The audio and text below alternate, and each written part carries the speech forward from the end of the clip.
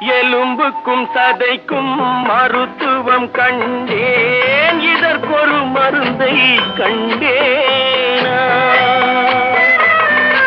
இருந்தால் அவளை தன்னந்தனியே எரியும் நெருப்பில் விடுவேனா? நமக்கும் மேலே ஒருவனடா, அவன் நானும் தெரிந்த தலைவனடா, தினம் நாடகம் ஆடும் கலைஞனடா. போனால் போகட்டும் போடா, போனால் போகட்டும் போடா.